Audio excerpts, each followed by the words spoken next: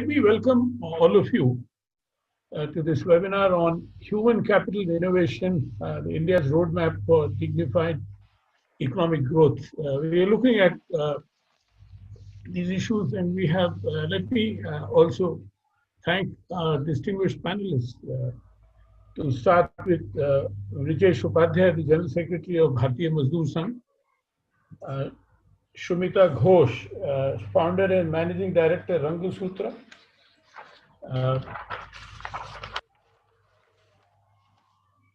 Rituparna Chakravarti, co-founder and executive vice president of Team Lease, Bharat Waklu, founder and president of Waklu Advisory, who has worked with the Tata Administrative Service for long, and Sanjay Srivastav, last but not the least, a business thought leader and strategic advisor. He's also worked with Tatas and Mahindra until very recently.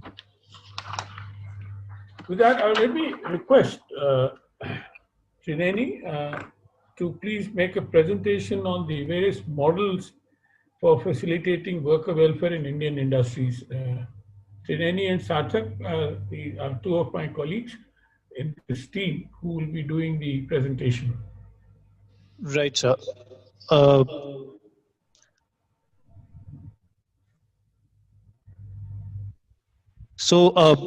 can I request Trineni for first giving a few house announcements, and then we can quickly go through the presentation in 5 minutes. Okay, good idea. Trineni, house announcements, please.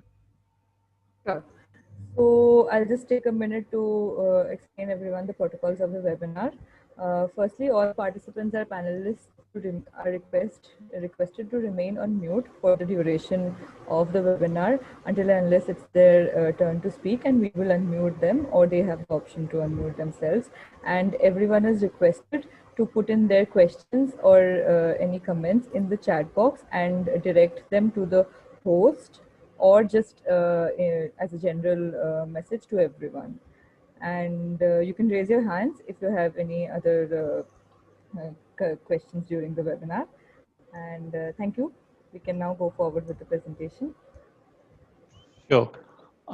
So before jumping straight to the discussion of the day, which is on the note on models for facilitating worker welfare, let me just quickly set the context right for these presentations to follow.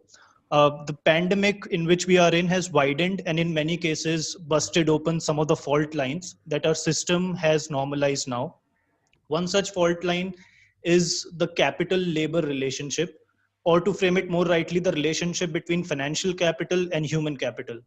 And the system that I'm referring to is the wheel of the economic growth, the cogs of which are the actors of government, industry, and the people. While the government intends to keep everyone happy or ensure precisely sabka saath, sabka vishwas, and sabka vikas, the government, the industry and people are primarily in the game for one reason, that is profit generation, institutional and individual profits. And the models of industrial growth that have been in place now have failed to deliver on this. A testimony to this is the wide gap that we are witnessing between the on-paper reports and the actual ground level realities of workers and small businesses alike.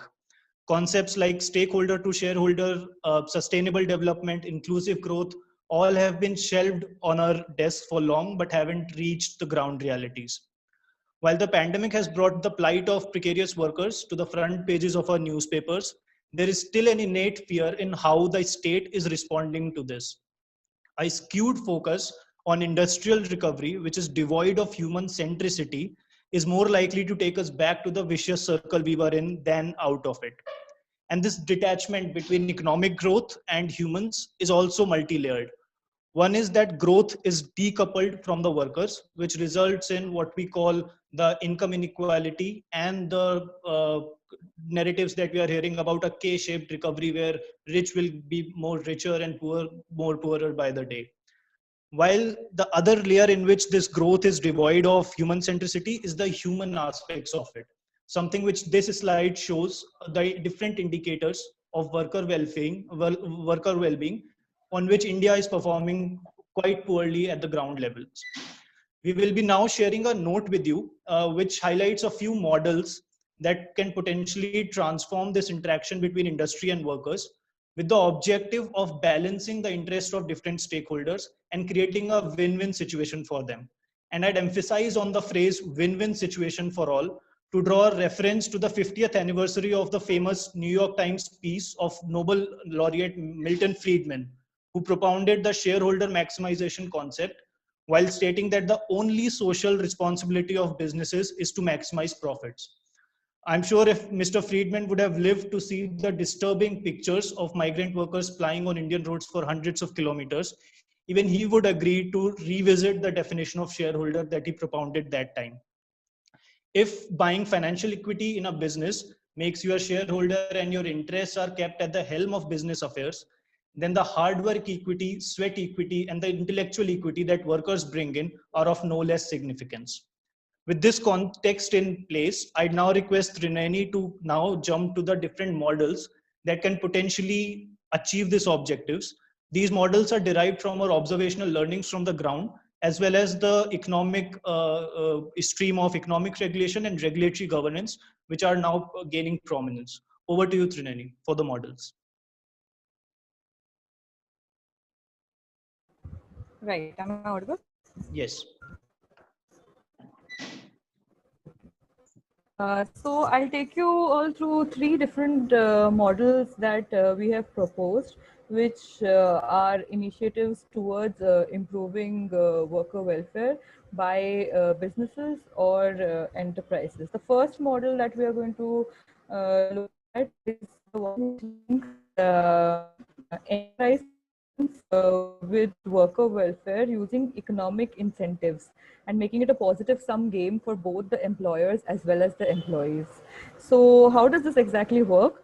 The main principle is an algorithm or a sort of a mathematical basis where we link the performance of an enterprise in terms of what initiatives it is taking for the welfare of its workers. It could be equal wages, it could be good working conditions, it could be fair pay, it could be various such capacity building initiatives, and these are ranked using indicators for performance, and that can be fed into the algorithm to increase the price that this enterprise can charge for its final product, the product that it is manufacturing. So this is essentially a way in which and a positive initiative taken by the enterprise for its workers can effectively increase the price that it is asking for its products. Can you move to the next slide, please?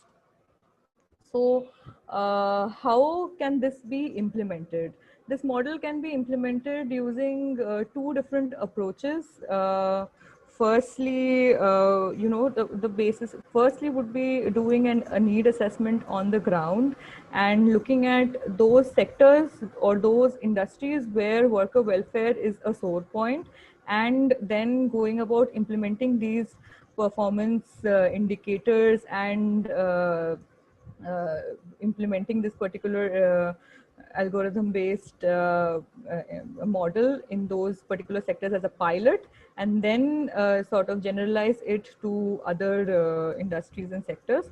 Or it could also be implemented in the form of linking it with existing government procurement channels or government schemes, such as the government e-market that we have, and institutionalize ethical procurement in these processes. And how can we ensure compliance in this particular model? That can be done using third-party audits. It can be done using public information dissemination processes, and also by an initial hands-on approach by the government, where initially we have a strong role of the government in the implementation of the entire models, so as to provide the necessary support, and then moving forward over the long term, going for a self-regulatory approach. Next slide, please. So the second model that we want to propose is centered around the entire idea of using information as a tool for improving performance of a particular enterprise. And this is something very similar to a credit rating system or a rating ranking system that we are very familiar with these days, something akin to what Zomato or Uber, you see restaurants being rated on Zomato, or you see cab drivers being given a rating on Uber, and how that is directly linked to their performance. So over here, we are proposing a model in which an enterprise's performance will be ranked, and it will be there in the public forum, and that will actually voluntarily help it improve its own performance. The ranking is going to be a tool for improving its own performance. How do we go about it? This is basically premised on standardized indicators for performance, and creating a ranking system based on those performance indicators, and then finally putting it on the public forum. And this can be scaled up by tying up with the government, and by building capacities. Next slide, please. So one of the examples of this particular model that is currently in there in practice is Fairware, which is essentially an initiative or platform of entrepreneurs in the textile and clothing supply chain, which advocate for ethical labor practices across the supply chain from production to retail. And here these ILO stipulated standards, 8 ILO stipulated standards are used, and they are adhered to for this entire performance rating process. Next slide, please. The third model that we want to propose is using certification, or certification process as a regulation of an enterprise's performance. And over here, the highlight would be a participatory mechanism where we involve the employers to build the standards that will be followed for worker welfare, and then issuing certificates to enterprises as a mark for their upholding these standards and following these particular protocols. And similar to the second model, this can also be compliance can be ensured through audits, and it can be scaled up using labels over here, very similar to the hallmark or the agmark labels that are used currently for quality of gold or quality of agricultural products. Next slide, please. So one example of this particular model that is currently in practice is the Good Weave certification, or the Good Weave tag, that is being used again in the textile and clothing industry, which aims to eliminate child labor, bonded labor, and forced labor, and ensure worker welfare mechanisms through the Good Weave tag that is given to enterprises or retail brands that follow these particular protocols. Next slide, please. So how do we ensure the sustainability of these models? The way to go forward would be creating a compact between businesses, workers, and the government, and initiating a behavioral change mechanism which involves all the three stakeholders. So in the long term, it has to be an effective change in the perspective and behavior of all the three stakeholders, which can actually bring about a shift from looking at workers as costs of production to workers as human capital. And also in the long term, the models have to move from having a strong role of government towards self-regulation in order to ensure sustainability. Next slide, please. So I would like to conclude the presentation by setting the context for today's discussion, which is about human capital.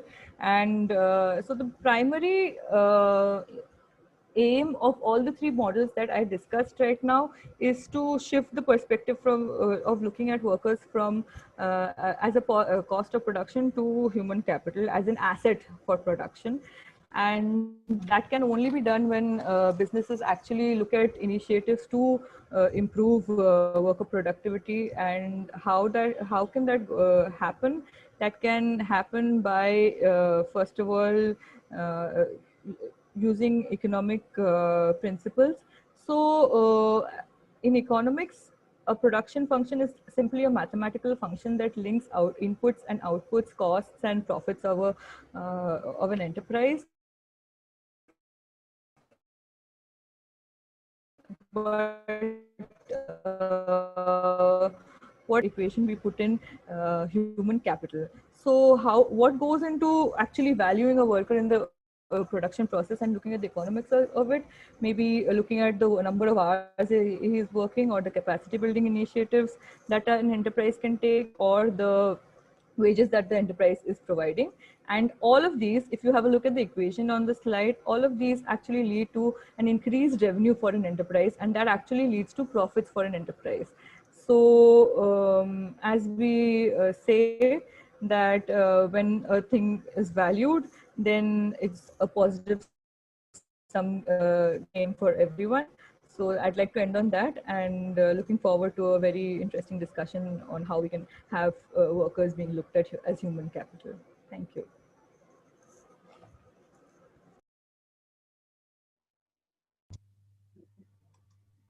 Thank you, Sarthak and Chineni, for this excellent presentation. But what we forgot to mention is this presentation or this webinar is a part of a project that we are undertaking with the support of the Ford Foundation, the Good and Better Jobs. And the research that we have done is, a lot of the understanding has come out from our empirical work as well as desk research. So we'll continue with that. Now, we are aware that globally, in the context of human capital index, India is pretty low. Now, the various factors go into it. It's not just how enterprises treat workers, but also education, healthcare, etc., etc. 101 other things which we are familiar with adds to the human capital index. But at this particular point, what we're looking at is how do enterprises treat their workers as contributors to their activity or as cost factors? And if at all, if either cost factor or contributor, whichever way they look at it, whether they treat the same with the kind of respect and dignity which is a desirable factor in terms of the fact that he or she is also a human being.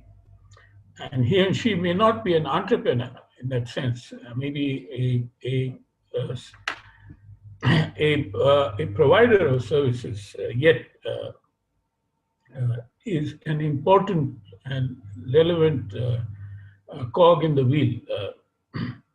Now, human capital is one of the fundamental requirements for any industrial activity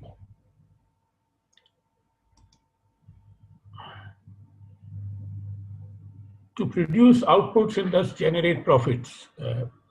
It is crucial at every stage of an industrial process in both the local and global context. Let me continue. For an enterprise or economy to grow, the capacity of its human capital, including its social, political, and economic well-being, act as a major driving factor. In fact, it can be categorically stated that the productivity of human capital is directly proportional to its well-being. However, the industrial sector has downplayed this fundamental concept of economic activity and thus bearing its cost time and again. It is not to say that the industrial sector hasn't made any efforts towards, it is not to say that the industry has kept pace with the emerging technology, but has simultaneously started operating with a short-term vision where human capital is no more at the center of production. The precarious nature of jobs, low wages, minimal social security, and lack of opportunity for skill enhancement are the few defining characteristics of existing jobs in India, especially for the blue-collar workers. I hope you can see me properly. The low productivity of human capital is another testimony which reflects the adochism which the industrial ecosystem operates. It is due to these reasons that industry and its human capital lack understanding on their mutual welfare, which has led to a constant trust deficit between the two. We have recently witnessed a plethora of changes in the labor law regime undertaken by the government of India, These changes are a long due reform first recommended by the Second National Commission of Labour in 2002. These changes addresses few, if not all, of the long pending concerns of industry as well as trade unions, which represents the human capital. However, these changes are the bone of contention between industry and human capital owing to their fundamental differences. As a matter of reality, the economic condition of human capital is not in good shape for a long time. As a consequence, we have seen the type of economic growth which has widened inequality in the Indian society, thereby adversely affecting the lives of millions. There is an inherent merit in preserving human dignity which leads to dignified economic growth. Therefore, it is imperative on us to explore ways through which human capital can be innovated, thereby ensuring its welfare in all its forms. We have prepared a note on existing business models in Indian industries which facilitate worker welfare. In this context, we aim to bring perspective from industry, workers, community, and academia to deliberate on the roadmap for reimagining workers as human capital rather than cost of production. Now, the slide deck which was presented is also available on our website. We'll be happy to receive any comments on that at a later date. With these brief remarks, let me now request our panelists. Each of them would be having about 8 to 10 minutes. And I would request that, and participants, as was already announced by Trinity, that they would, that they can, key in their questions to whichever panelist or the whole panel through the chat box. Let me start with Mr. Vijesh Upadhyay, General Secretary of BMS. The question is, the recently passed labor codes are being lauded for introducing measures for welfare of human capital and simultaneously criticized for making it easier for enterprises to arbitrarily govern the employment conditions of workers. In the backdrop of these labor codes, what is your opinion should be the main action points of an enterprise to ensure worker welfare? The second question is, what are the mechanisms which are in place right now and what are the current challenges related to worker welfare? Over to you, Vijesh.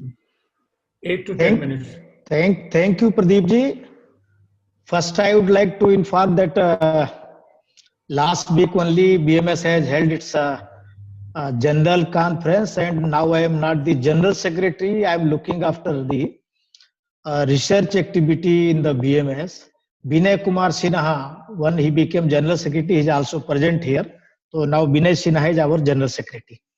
So coming to the context again, let me welcome Binayji also. Yes, he is here. Thank you. So coming to the context being discussed today, I have already appreciated. Again, I would like to appreciate Kurtz and Pradeep ji for bringing such an important context to discuss. First of all, I am not agree with the term using human as a capital. There may be debate, discussion, differences, but I think a human should be treated as a human, because adding any with the human, it has a different meaning. So I think in coming days, human will be human and discussion will be in and around that. The content I need to put here, I think before, I'm not the specialist in the labor laws. I'm not anything else. I am just a field worker. Based on my experience in the field, what I could understood so far about the labor laws so far, labor laws introduced recently and its future.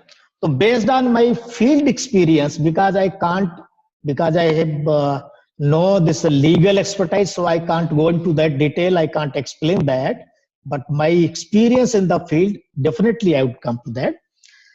And I have been speaking on such issues since many of the time, and I am of the firm opinion that unfortunately we are coming with the ready-made policy, ready-made legislation, whereas we need a tailor-made approach to understand and to address the real concern of workers. Why I am coming to this? Years together, I have seen debate, discussion overall such. There is discussion between academics and academics. Intellectuals are discussing, they are bringing lot of issues, but whether they are connecting or connected to the mass, the real needy, what actually they need, I find it very difficult. So discussion between academics to academics, intellectual to intellectual, it's going on since years together. So it need to get connected with the mass. Why I'm referring also because once we try to understand what is the society, what is the fabric of the society, what are the people for whom we are discussing means workers. So if you see the Indian context, workmanship in India, majority for whom we are discussing here, mostly they are illiterate or semi-literate, or their literacy level is as much that they can't understand or interpret the schemes, their welfare measures and many other legislation to their favor. So this is the status of the workmanship. So how to address this? First, we all means intellectual government, those who are having concern to the address the workers' concern, they should first understand who they are without knowing them, bringing any scheme and designing any such scheme have no meaning. So they are this. And the next one is the problem of employment, unemployment and underemployment. This is compulsion before them. Even after knowing what are the rights available, what are the welfare schemes available, they are compelled to join under given circumstances, situations. This compulsion again needs to understand.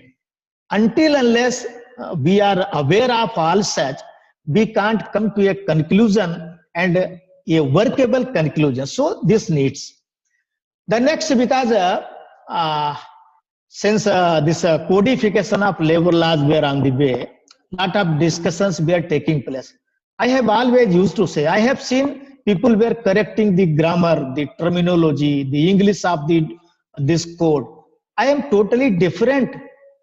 Having this some more laws, it is not going to create ease for the workers, because the main problem is non-enforcement of the labor laws. Nobody is discussing this. If having one more laws, what is the social security code, what others, what Pradeep is referring to me, to as a field worker, I have no meaning to all such labor laws.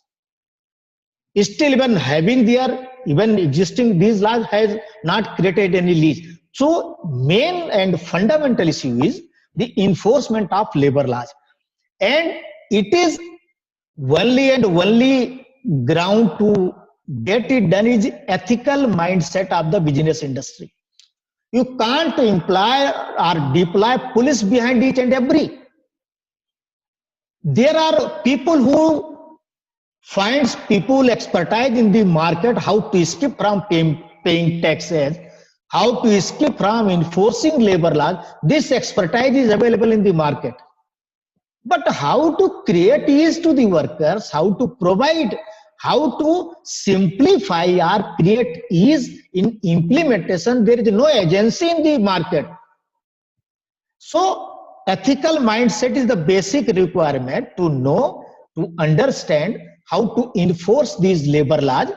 And any debate, any sort of this way forward, if it is twinned with the ethical approach, yes, of course, we can find the way forward and we can get it implement. So to me, it's a implementation big issue, and behind the implementation, the social fabric, the condition of the workers, the workmanship, the unemployment, these are the basic reason we are unable to enforce.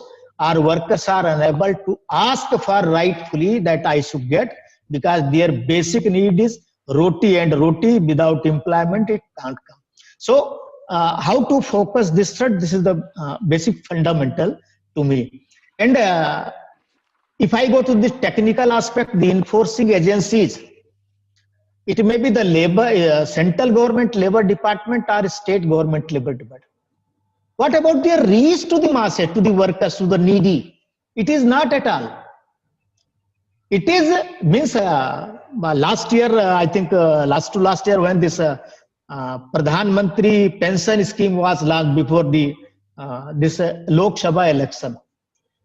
For launching this scheme, government has derived as a factor that maximum people should be enrolled. And after Lok Sabha election, I think you can find how many have added as a new member to that. Means labor department, people are sitting in their office, they are expecting people will come and they will fill up the form, they will join the scheme, then only scheme will be operational. Yeah, daily based worker, and he has to move around weeks together to find the appropriate office, the appropriate person, and leaving for a week their livelihood. How one can go? This is the fate of the enforcing agencies, the bureaucrats, the officers, the setup of this medication. And trade union equally, trade unions have not given the official role in such. Only in building and other construction worker, if any scheme is working comparatively, I'm not saying it's a fine one. This is the only scheme which has got at least enrollment, because others have also, means social actors have given the role. So this is the very big mechanism we have worked out so far. So until unless this mechanism, this system is not developed or strengthened, whatever scheme will come, it cannot be addressed, it cannot be found place, and workers' well-being cannot be ensured. So these are certain thank you. These are certain fundamentals needs to be focused. Thank you, Pradeep ji. Thank you. Thank you very much. Thank you for highlighting them.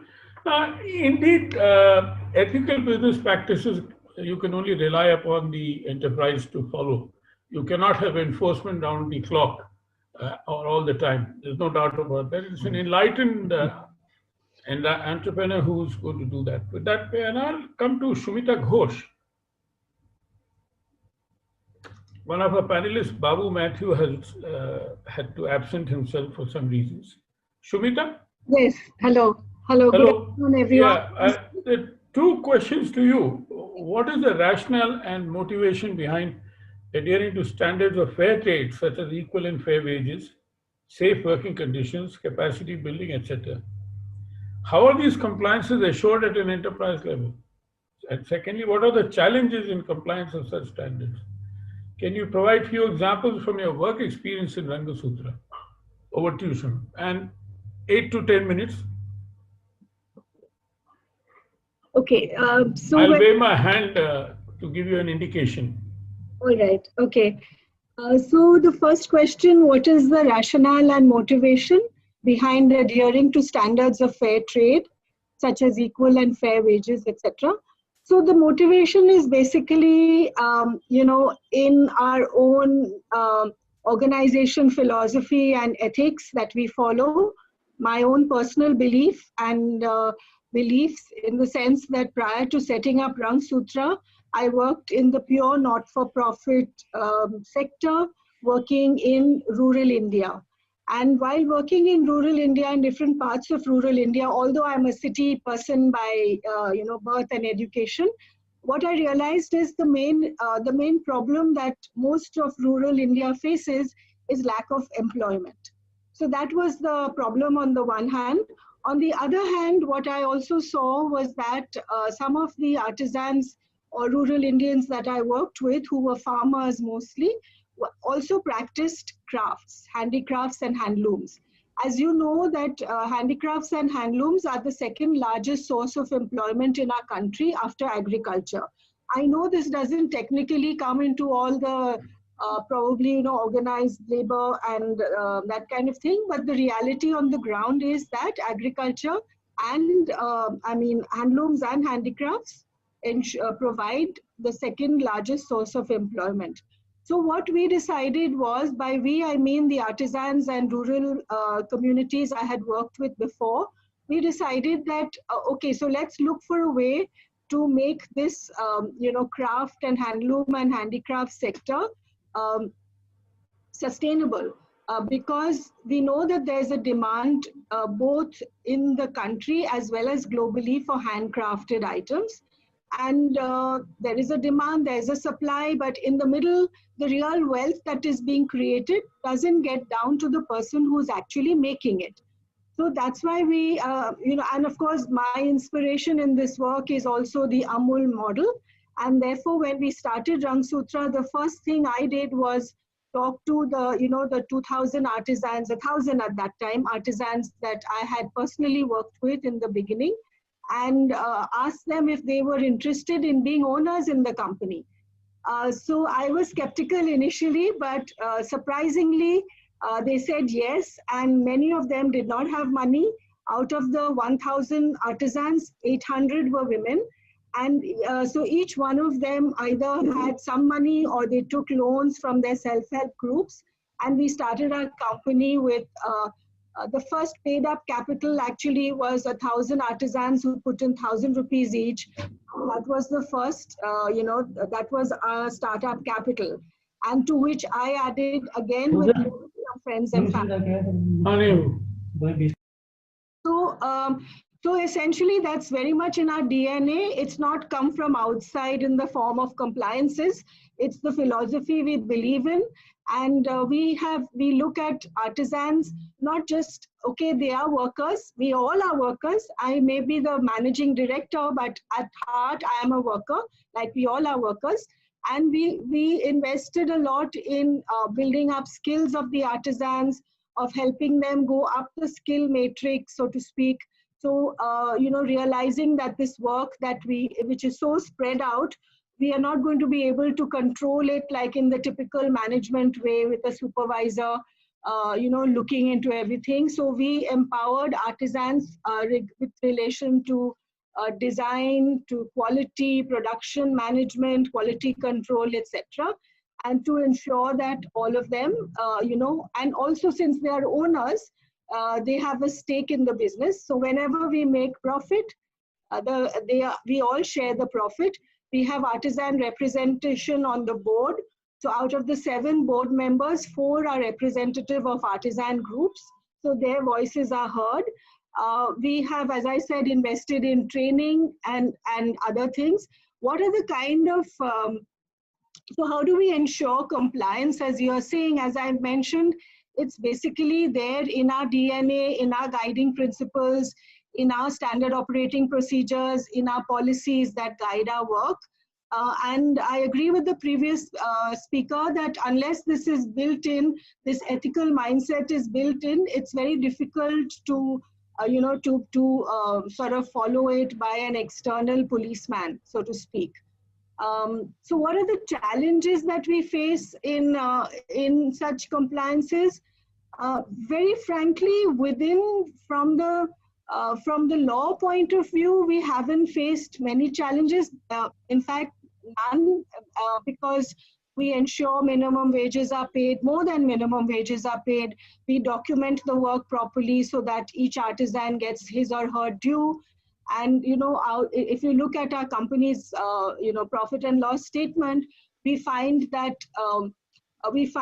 out of 100, 60% of, say 55 to 60% is actually going either as wages to artisans or we have a big team of now 100 people, and all very medium, not highly paid or anything.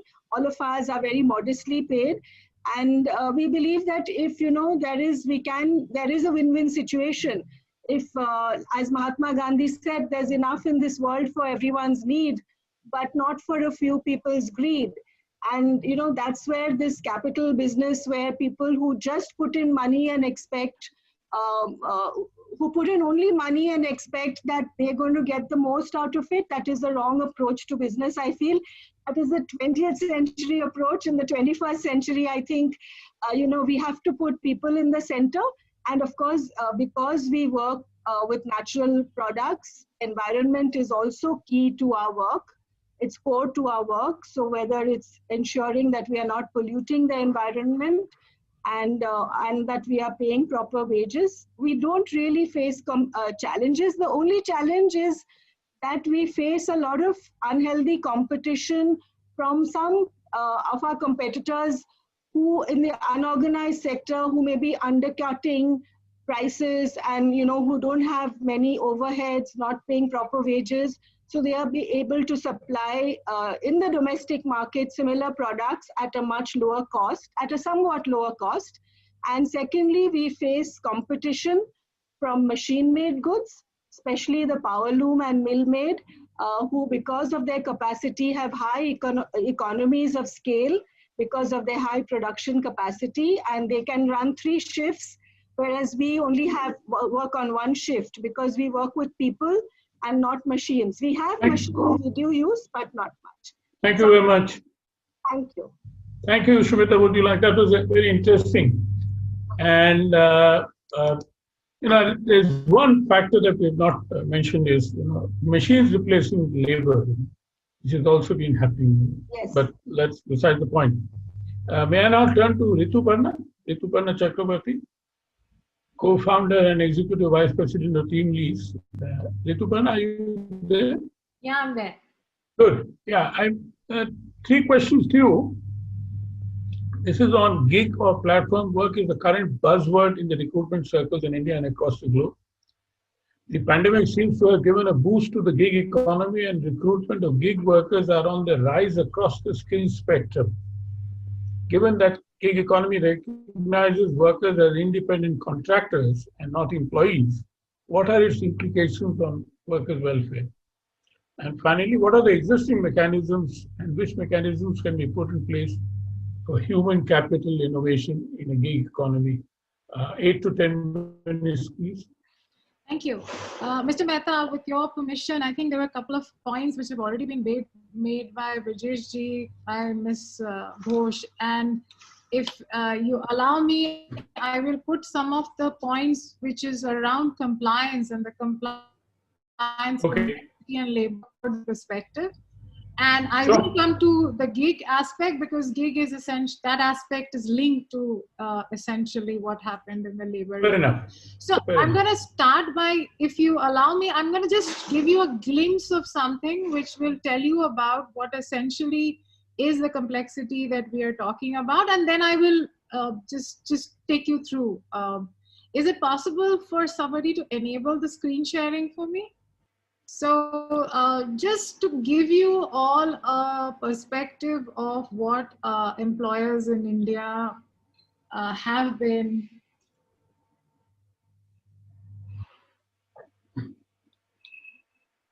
So what essentially is the challenge in terms of operating business in India for different kinds of enterprises across all industries. So this is just a slide which is trying to give you a holistic picture of that complexity. So essentially, this is the challenge that we've all struggled with is that we've struggled with multiple laws, we've struggled with multiple definitions, we've struggled with multiple enforcement authorities, and we've struggled with multiple registrations. So for any organization of medium to medium size, there are more than 29 forms of numbers that one has to procure to just operate business in this country, and 29 different people, some from the state, some from the central government.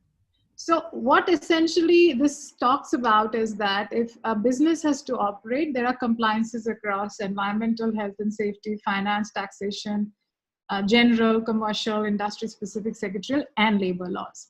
Incidentally, labor law consists of almost 47% of the overall compliances, and the acts and the filings. And we've also tried to give you color in terms of, from a state specific, what is the spread of it all.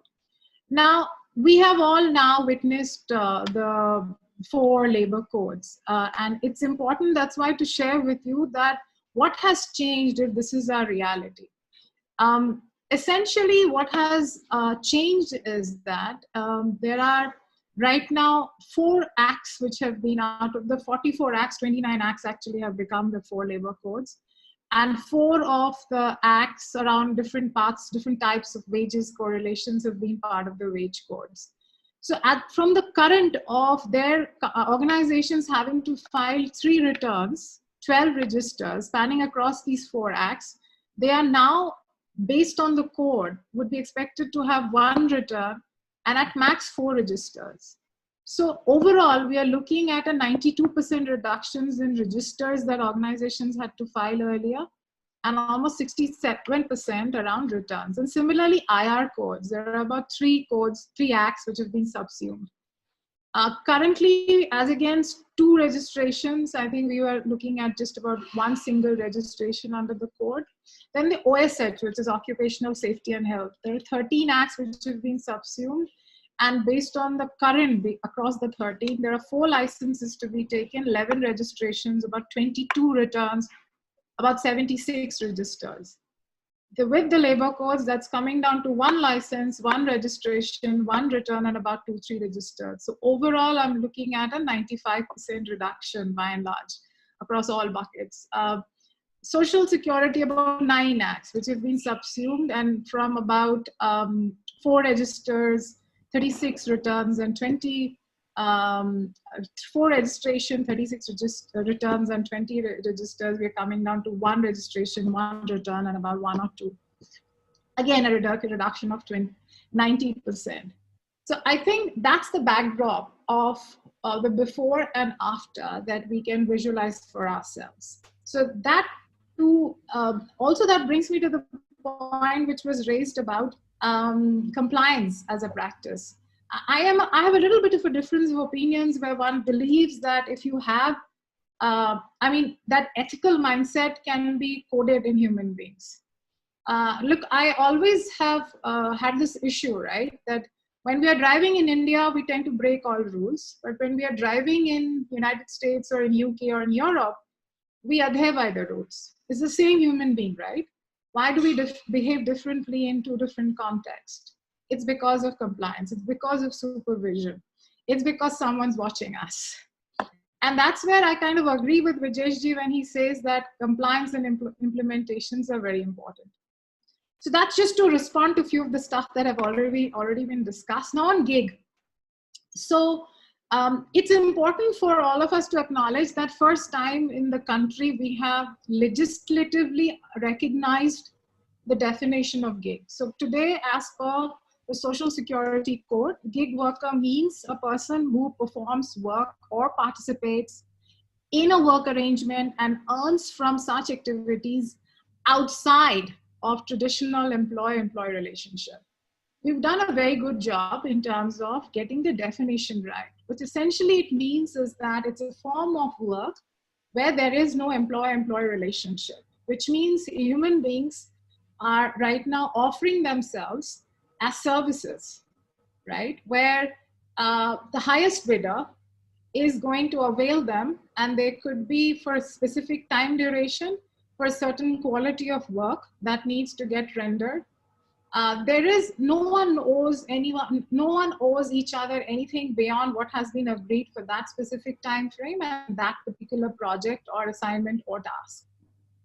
So from that perspective, I think we've done a good job. What right now from the perspective of welfare, the code has suggested, now I could have difference of opinion with the code. What the code has tried to do is, the code has tried to introduce something called a dedicated social security fund for gig workers. Of course, the government is probably going to, through the rulemaking process, tell us how they exactly intend to fund it. At the moment, let's assume the government is funding it out of the penalties and other contraventions and compounding collections that will happen through that. What essentially it is trying to do is it's trying to aims to protect them for any kind of unemployment insurance. It's trying to protect them for any kind of health insurance and protection that workers might need. It is also trying to, whether again I have disagreement, trying to protect them from old age, also from the perspective of maternity benefits, because there are mentions in this. So there is no clear guideline or rules, but the government has given itself the empowerment to make certain scheme-specific rules for these requirements. So from my perspective, when we talk about the welfare of gig workers, what is essential definitely is giving them access, but with choice, to have some kind of health accidental insurance protection, because I think that's important for them. If we are trying to regulate too much their wages, if we are trying to now regulate too much on old age or maternity, we actually defeat the very purpose of gig, or why gig proliferated in the first place as an alternate form of work. Most people are looking at it from the lens of the benefits that implicitly employers have for from a gig arrangement. But there are huge benefits in it for even those who participate as being gig workers. I'm sure many of you have read about the AB5, which is trying to heavily regulate the gig segment in California. There is huge criticism and pushback even from workers, because they wanted to be part of that ecosystem.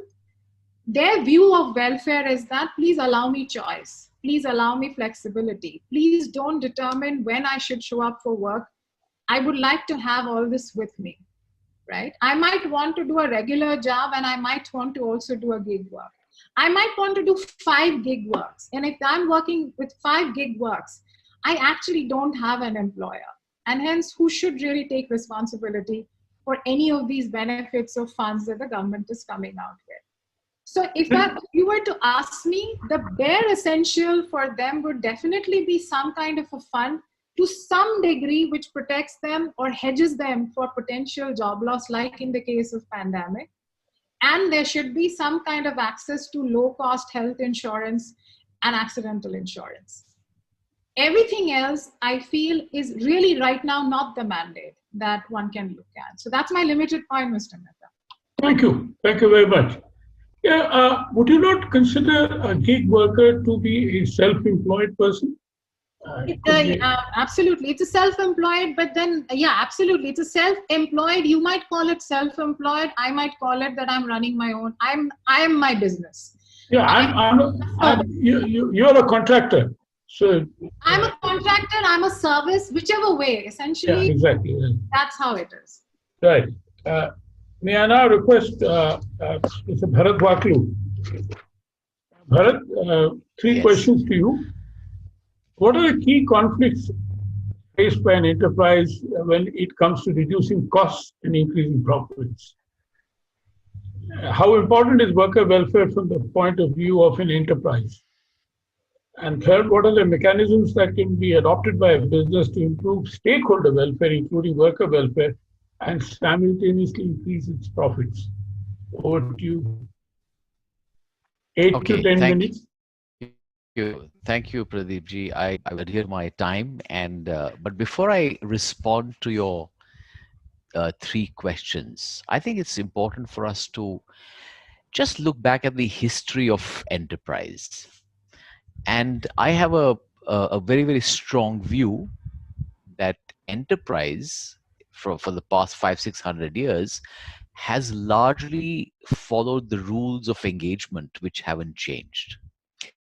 Which means that if you don't change the fundamental structure of how businesses operate and what are the metrics that guide them, you will keep on having the same outcome. So frankly, going back 500 years, the first businesses in Europe, in America and elsewhere actually were driven solely by the profit motive.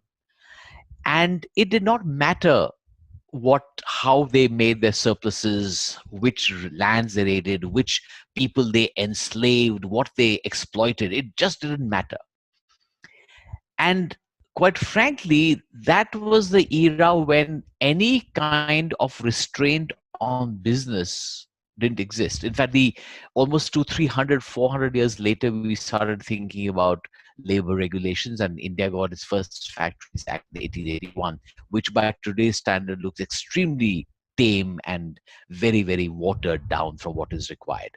So the point I'm trying to make is that the fundamental way of converting natural resources into goods and services as a model of business, that hasn't changed one bit. So how do we expect that businesses will become suddenly very enlightened and will treat people appropriately and so on? And what's also been seen is since the Middle Ages to the way all the way to the 19th and 20th centuries, the amount of regulation has crept and become more and more complicated. And today we're talking about many more rules and regulations that companies have to comply with. Although Rituparna did explain that the recent labor codes have made it a little easier.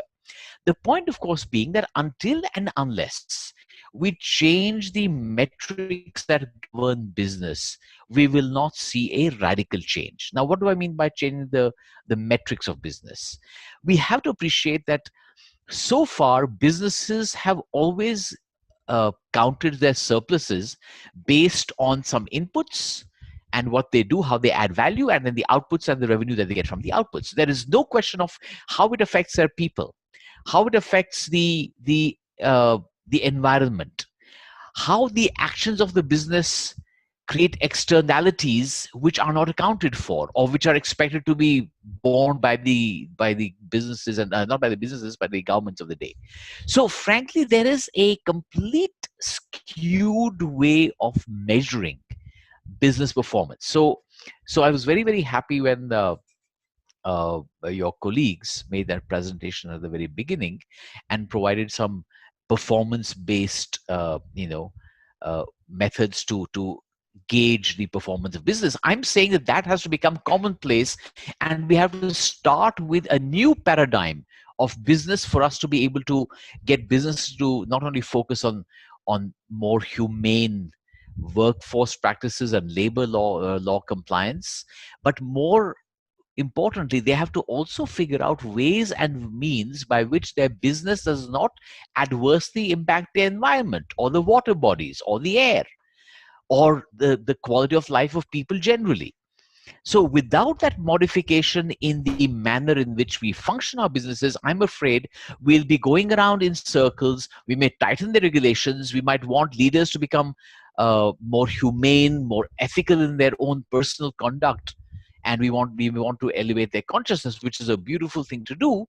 But fundamentally, businesses have got to be measured differently. So that's my starting premise. And obviously this will lead up to the answers to the three questions that you have posed as well. So that's point number one. Point number two is we have to appreciate that businesses have got to create wholesome value. What is this concept of wholesome value? Wholesome value means it can't only be surpluses that are money surpluses. Money surpluses don't mean a thing if you wreck the environment, if you pollute the rivers, if you kill the fish in the oceans, if you overexploit the Amazonian rainforest, or if you leave people like we saw in India during the pandemic having to fend for themselves. There is something fundamentally wrong and erroneous in that model of surpluses where value is being given but where you pretend that you're making great profits. So there is a mismatch. And I'm also saying that the value pie has to be expanded for all stakeholders rather than eroded. And we need to make that a part of the way businesses function. Because without that, what we will see is that environmental sustainability, social justice, humane businesses, and what I call life-affirming businesses will not occur. Businesses have got to be life-affirming. What good is it if a business is making huge profits, but in the process it is making our planet and our water bodies dark and cinder-like? So there's that kind of a mismatch has to change. So what does therefore mean? What it means therefore is leadership standards and regulation has to therefore be aligned differently. With this fundamental change, we need more conscious and more compassionate leaders. A point that was made both by Vijesh ji and Ms. Ghosh and Rituparna also talked about ethical leaders and so on. I think that's a very, very important requirement. And it starts off not only with business leaders. With due respect, I must say that many of our parliamentarians who are lawmakers, many of them, almost close to 49% of them, have criminal cases against them. So it starts with that as well. It's not only businesses who have to become ethical. The lawmakers who write the rules, who make the laws for this nation, they too have to rise up and become more conscious, more ethical. Number two, the role of business and industry-led standards. the likes of CII, FICCI, PHE Chamber, ASSOCHAM, even the BMS-like organizations, they have to come together to ensure that every business has got to comply with the requirements of what is an appropriate value creating enterprise, not profit creating, value creating for all stakeholders. Because if we don't have that uniform pressure from the industry on everybody, we will see what Subita Ghosh talked about, that there are some guys who will cut costs, will not pay full wages, will cut corners, and who might therefore be able to charge a lower price than a legitimate artisan who is actually performing his duty with diligence and devotion. And finally, there is also, as Brajeshji rightly said in his opening remarks, there is a need for comprehensive enforcement of the existing rules. Because without enforcement, Pradeepji, we are going to be ending up with, a plethora of rules. I'm so happy that these labor codes have at least set out of the radar screen many of the rules that had been there for ages, but who knows, no one was even bothering about except at that point of filing. So these kinds of rules need to exist. There has to be tight enforcement, and then alone will we see a change. And finally, because we are, a large part of our workforce is in the unorganized self-employed sector, and as Rituparna very rightly said, many of the youngsters today prefer to be gig workers. They don't want to be employees. They prefer to work in conditions where they can wake up at their own time, do what they want to do, make some money, and get back to something else. So we need to create what is known as a UBI or a DSSF, a dedicated social security fund, because you cannot have any kind of freedom of doing what you want to do, what you have the skills for, if you don't have a basic income, a universal basic income which provides you sustenance. It may not be enough for you to have a great bank balance, but it's enough to sustain you. Now, coming to your queries, the conflicts that businesses face today, Pradeep ji, arise because the cost, the reduction of cost, is perceived to be a legitimate goal. But if you flip this, as I said, and start thinking about value expansion as a goal, then this conflict will not be there, because even human welfare, even worker welfare, will be a value adding activity, much like Jamshedji Tata did in his mills in Nagpur in the latter part of the 18th century, 19th century. He created a mill that is so different from Lancashire and Manchester, because he believed, he was a compassionate soul, and he went about it because he believed in it. But I think new metrics of business have to make it necessary for businesses to be value creating rather than profit making. And this concept, I would like to leave with you, Pradeepji, and I'm sure Guts can delve deeper into this, because it is the need of the hour. And finally, the second point that you said, worker welfare. Of course, worker welfare is a very essential part of enterprise, because if you want to create legitimacy in what you're doing, if you want to create value comprehensively, workers are going to be part of that. How can you be part of the web of life, and how can you erode the happiness or the quality of life of a very, very important living being like a human being, those who work for you? And finally, the third question was, what mechanisms can businesses adopt to improve the welfare of its stakeholders? Well, I think the first mechanism really is start changing the way you measure business success and business performance. And if you become a value expanding company, even the business models, Pradeepji, that you follow will be different. For instance, today we talk about the linear model of business. You extract minerals, you change them, you dump the waste outside. But I'm saying, look, what about the circular model of enterprise? What about reusing what we have? What about not having ownership of output or goods at all? So these are some of the ideas we need to work on. The time has come. It is we could, right now, this pandemic has really kind of brought us to an inflection point.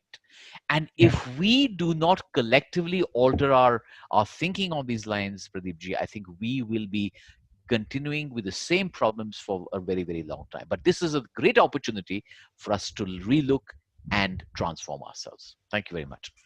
Thank you. Thank you very much. Sanjay, over to you.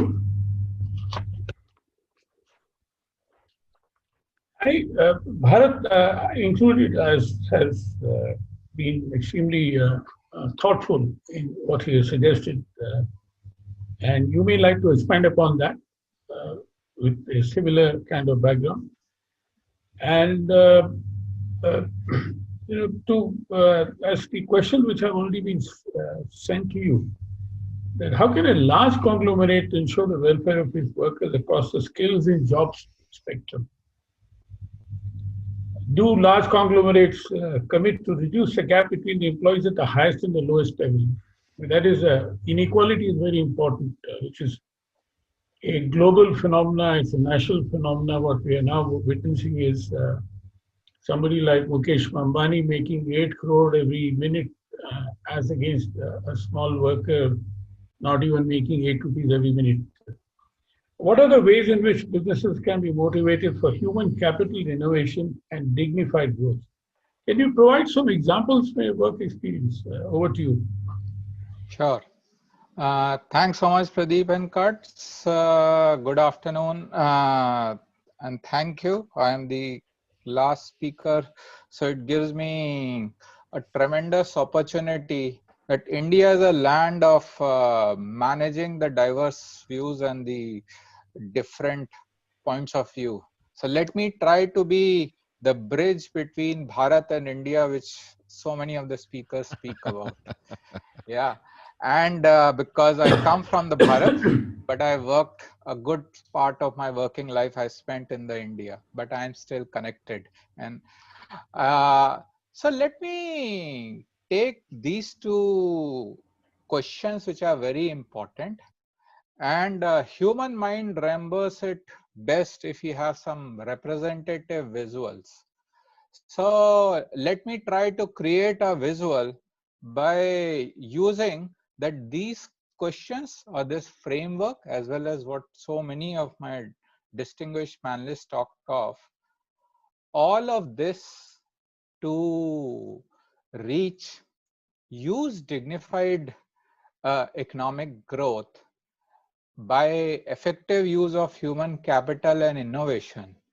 There can be, if we build 3 bridges right, we build these 3 bridges right, we will actually end up achieving the 3 key objectives which India is currently having. The first, economic growth. The second, the GDP growth. And both of these driven by the fact that employment generation. So let me talk about the first important framework of bridge. The first bridge, I think, to assimilate what everyone said, is I think value enhancement is really the bridge for success. As long as we will use a traditional price profit equation, it is an unequal comparison. The real transformation can come when we are doing a value chain enhancement in each and every aspect. And when we do that, the overall ecosystem value increases. And this is not something which has not been done earlier. In fact, whether you pick up some of the largest conglomerates, Bharat referred to that, whether it is Tata Group, whose motto is to leadership with trust. Really, if you see who does Tata work for, everyone knows that more than 66% of it is owned by trust. Yeah, so there are various stakeholders, but ultimately a lot of it is growing back. So it is always to create a better society. Whether you pick up a conglomerate like Mahindra, whose core philosophy about business is how do you rise? So how do you really create a positive impact across the same spectrum? When we look at value enhancement, you need not even look at a very big conglomerate, even the smallest of the MSMEs. If you I just pick up example of the latest COVID-19 pandemic, the smallest companies which were most innovative, the smallest companies where workers were most engaged and committed that how quickly they can go back, whether it is as someone as simple as doing a e-commerce delivery or taking all the risk on behalf of all of us to ensure we stay safe while the essential services was running. That was coming from engagement, and that was coming when people felt safe and committed to a higher belief. So the first bridge is the philosophy has to be focused on value enhancement on the chain. The second very important thing, we can speak about many things, but actually kaise hoga? And again, someone talked of we are going round and round. I'll pick up a philosophical point from the Indian philosophy, that the Indian philosophy is a, while time is circular, but the concept is spiral. It is like a shank. So every time you come back, you actually come back at a higher point if you are evolving. So if that is there, many of these inherent values which have been built on, many of the people spoke about, whether it is dignity, whether it is about doing the right thing, whether it is about being not being unfair to everyone, it is actually built in. And now if you see the current context, there are well defined framework which has come in. If you see, everyone earlier used to talk about people, planet and profit. If you now see what everyone is following, which is the UN Sustainable Development Goal, more than 90% of those 17 SDGs are set up entirely on ensuring economic prosperity. So if you look at people part, it is about peace and prosperity. If you look at about the profit part, it is the focus is on ending the poverty. And if you look about the planet, as Bharat as well as some of the other speakers spoke about, it is about sustainable planet. So even in the new environment, whether it is a gig economy or whether it will be a new manufacturing, irrespective, the framework has to be applied, and we follow the framework and we commit to using it. We commit to implementing, not just as some of the people talked about compliance, but truly following it in letter and spirit. The actual value will be much higher than where we have ended with. So that is where it will drive both a decent work and the economic growth. And the third and the very important aspect, चाहे वो ब्रिजेश जी ने बोला कि mindset का change है, या ऋतुपर्णा जी ने बताया कि बहुत सारे चेंजेस हैं पर इस सबको कैसे इनकॉर्पोरेट करना है. The third most important bridge which I see is the bridge of skill development. And when I talk of skill development, I actually elevate it to the higher level where it's not an individual level of skill development, because as we talked about, every traditional model, economy, government and individual is changing.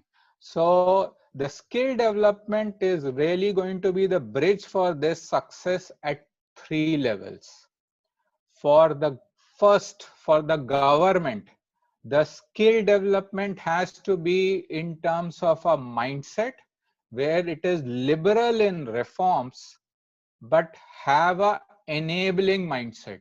And that is where some of these changes are coming. For the industries,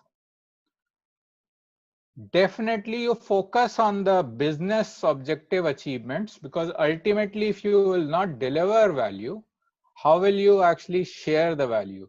So please focus on the business objective.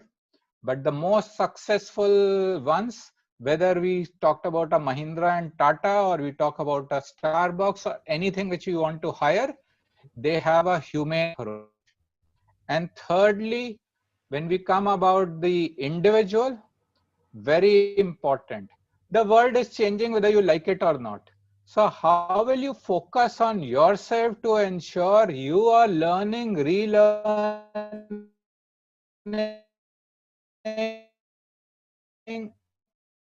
and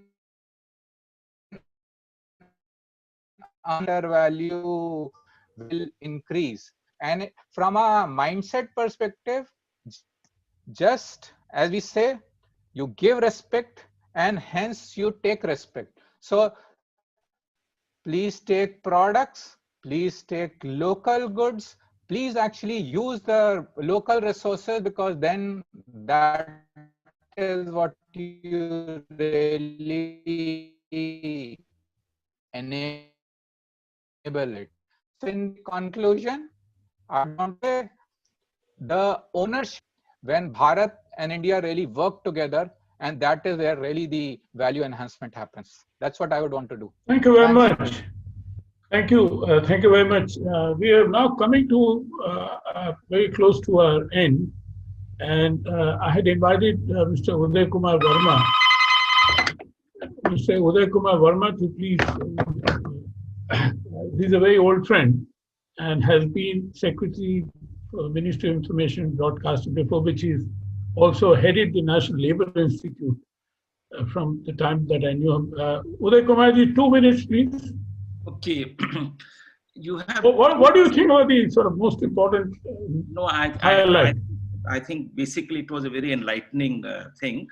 My concerns are only 2, 3. I'll be extremely brief.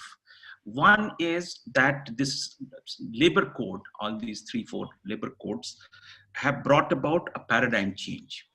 Since 1920, the way the whole labor scenario was seen and perceived, it's going to change completely. And nobody knows it better than Brijesh ji, and he would concede that this whole concept of tripartism is going to diminish substantially, number one. Secondly, government is withdrawing. If you raise the level of threshold level to 300 for lockouts and closures, then obviously you are leaving it between the workers and the employer. So government is withdrawing. It's a good thing, bad thing, I'm not commenting on that, but the government is withdrawing. Thirdly, we are moving towards informalization. And there's a contradiction. In MSME, we want more unorganized units to get organized, get formalized, get registered. Here, perhaps there is a shift to informalize things. If I had time, I would have expanded on each one of these. But what I am going to say is that any policy will work if it is balanced. Balance is the key. Everybody, talked about this in one way or the other. Balance is essential. Otherwise, it will not sustain. And therefore, the onus is on employers now. Onus is on employers now. Government has done its bit, I must say. Government has done its bit. It has withdrawn. It has made inspections irrelevant. Practically, there'll be no inspections. It has completely rationalized number of returns. So government has definitely done its bit. It is now up to the employers. And when we talk about employers, we don't think about Tatas and Mahindras, which is a typical employer on the ground. So we have to keep that in mind. And if employers miss this opportunity, and lots of people talked about it, the ethics of it, that there should be a new way of defining business. There should be a new mindset. I entirely agree. On the ground, I wish and hope and pray that some of it gets translated. I think that I'll stop at that. Thank you very much. Thank you very much. And I think, Udayji, what we'll do is we should have a further conversation on this on at least a closer loop, some of these ideas so that we can take them forward. It's part of Kutch's philosophy that we engage in events which are part of our work program, where we think it is important for us to continue to intervene so that the world is a better place to live in, rather than just to do an event for the sake of event. And this project, as I said earlier, that is about creating good and better jobs and reducing inequality, which is quite a bane on humanism. With that, may I now request my colleague Vipul Chatterjee to please propose a vote of thanks and to summarize as briefly as he would like to. धन्यवाद mister Mehta, आपका अनुमति से मैं हिंदी में बोलने का कोशिश करूंगा। पहले मैं समराइज करना चाहता हूं, बीच बीच में थोड़े बहुत अंग्रेजी में शब्द आ जाएंगे जरूर। मैं दो बातें कहूंगा बड़े संक्षेप में। पहला बात, कैसे ये अब तो कानून बड़ा आसान हो गया, इन्फोर्समेंट कैसे करें, इसमें मेरे पास सवाल है, सवाल का जवाब अभी नहीं है। इसमें काफी सारे पहलू हमें देखना पड़ेगा, और आज के जो विषय पर जैसे चर्चा हुआ, मेरे ख्याल से ये सब बहुत सारे पहलू को हम जरूर नोट किए हैं, इसमें और गैर से हमें अध्ययन करना पड़ेगा। ये बड़े खुशी की बात है कि ब्रिजेश जी ने आप बीएमएस की जो अध्ययन प्रमुख बन गए, तो हम अब सभी के साथ मिलके ये काम करेंगे। दूसरी बात है कि इस एथिकल बिजनेस, इसमें भी मेरे ख्याल से कोई लॉ, कोई रेगुलेशंस, इससे ऊपर उठ के हमें सोचना पड़ेगा। मैं एक छोटा सा उदाहरण देना चाहता हूं। जैसे कि हमारे राजस्थान में शारदा एक्ट है, जो कि चाइल्ड मैरिज के खिलाफ है। तो एक्ट तो है, काफी सालों से है, लेकिन अभी भी वो चाइल्ड मैरिज चल रहा है। तो हमें समाज को ऐसे बात बात करके, जो बिजनेस करता है, जो एंटरप्राइज चला रहा है, वो तो समाज का ही अंग है। जैसे संजय जी ने बहुत अच्छी तरह, भरत जी ने भी कहा, सभी ने कहा। तो हमें समाज, सरकार और बाजार, ये तीनों का कैसे अच्छा तालमेल बैठे, इसमें ध्यान देना पड़ेगा। मैं ये कह नहीं रहा हूं कि मुनाफा खराब चीज है, मुनाफाखोरी जरूर खराब है। मैं ये कहूंगा कि एक एंटरप्राइज, ये इतने सारे कंप्लायंस अब कम हो गया, फिर भी अगर लेबर को थोड़ा ज्यादा पैसा मिले तो उसका मुनाफा और कम होगा। लेकिन ये जरूरी नहीं है कि मुनाफा कम होगा। अगर हम और भी कॉस्ट कंपोनेंट्स देखें, उसमें कैसे कम हम कर सकते, ताकि मुनाफा भी बढ़े और हमारा लेबर को भी फायदा हो। मैं इस अंत में सिर्फ एक चीज कहूंगा, ब्रिजेश जी ने बोला कि जो इन्फोर्समेंट बड़ा वीक है, जरूर वीक है। मैं भी मेरे एक्सपीरियंस से ही बात कर रहा हूँ। ना केवल सरकारी अफसरों का बात ब्रिजेश जी ने जरूर कहा है, ट्रेड यूनियन वाले का, खास करके जो लोकल लेवल पे है, उनका भी काफी हद तक इसमें योगदान है।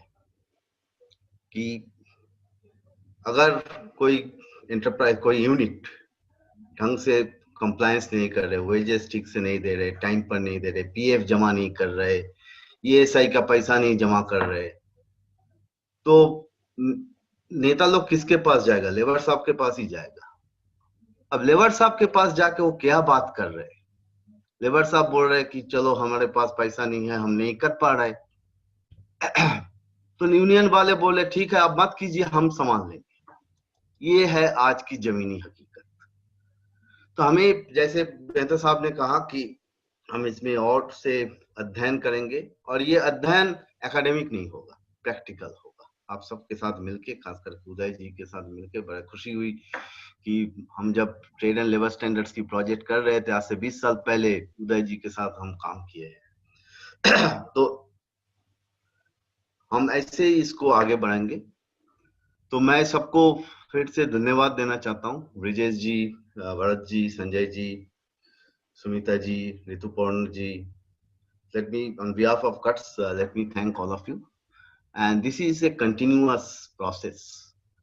And when are we going to reach that outcome? That's something which also we need to see. But my personal opinion is that it's not going to happen just as a result of laws and regulations. We need much more than that. The question is whether we have a Vinoba Bhave or a JP of that kind of a personality who can create moral conscience among us, generate that conscience. That is something which you need to think about and find about. Thank you very much. There have been many questions. Unfortunately, since we have run out of time, we are not able to. And I find that our sixth panelist, Babu Matthew, has also joined us. But I'm very sorry that since we are running against time, we will not be able to take it further. But what may I request you that for those who have these questions, they could send them an email. Send an email to us and we'll see to it that it is sent out and that it is answered in a group format so that it's a kind of a continuation of this webinar. Thank you very much. Thank you. Have a good day. Thank you.